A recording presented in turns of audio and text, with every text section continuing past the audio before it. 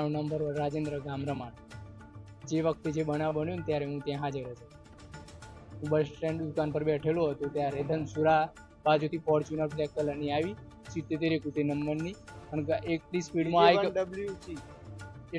આવી કે bus stand ઉપર ત્યાં ઊભી રહી ગાય એટલે અમે એને કીધું ભાઈ ધીરે ધીરે આવ, બૂમ પાડીને કીધું તો એ પાછો એને ગાડીમાં પાછી રિવેસ મારી એટલે અમે બૂમ પાડી એને. એટલે પછી એ ઉતરીને આવ્યો એટલે અમે હા માગ્યા ઉતરીને આવ્યો એટલે અમે એને કીધું એટલે એને ગારામગાર ચાલુ કર્યું એટલે અમે એને ઝઘરી કર્યું એટલે આમ બીજા 2-4 લોકો આવી ગયા. 2-4 લોકો આવ્યા એટલે કીધું કે આપણે કંઈ કરવું નહીં, જવા દે એમ શાંતિ એને એવું કીધું કે જો હેડો તમને ઉડાડી દઉં છું ને આમ ને તેમ.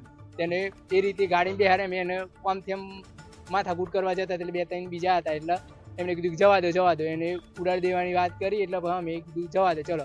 અમે ત્યાં ઊભા જ હતા એટલામાં તે ત્યાં સ્કૂલ આગળ જઈ અને ત્યાંથી ત્યાંથી ગાડી વારી હું પીધેલો જ હતો ટૂંકમાં, બોલવાના હોશ નતા. 2 જણા હતા, પહેલાં એક ઉતર્યું પછી પાછું બીજું ઉતર્યું. સ્કૂલ ગાંધી ગાડી વાળી ત્યાં એક કોઈક છોકરું હતું અમે જોઈ જ રહ્યા છીએ ત્યાં એને ઉડાડતા રહ્યો અને ત્યાંથી એટલી સ્પીડમાં આવ્યો ને તેને ગાડી અમારા ઉપર નાખવી હતી પણ ત્યાં પાછળ ટ્રેક્ટર હતું એના કારણે અમારા ઉપર ના નાખી અને ત્યાં સીધી જવા દીધી. સીધી એને મારવાના ઈરાદાથી એને પછી ઉડાડી જ દીધા. 2-3 બાઈકો ઉડાડી દીધી. કેટલા જણા ગયા હતા?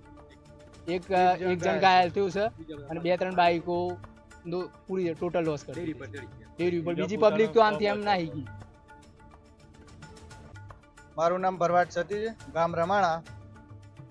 સાંજના ટાઈમે દૂધ ભરવાના ટાઈમે ધનસુરા બાજુથી ફોર્ચ્યુનર ગાડી આવી ઓવર સ્પીડમાં.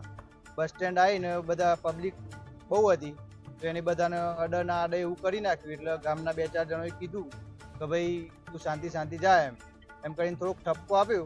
એટલે એને શું કહેવાય કે કીધું કે ભાઈ તમે કોણ છો મને ઠપકો આપવાવાળા એમ.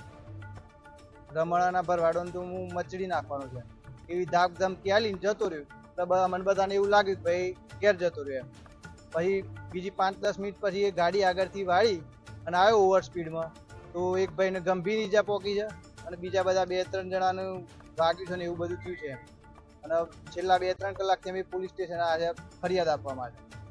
હજી સુધી અમારી ફરિયાદ લેવાઈ નથી.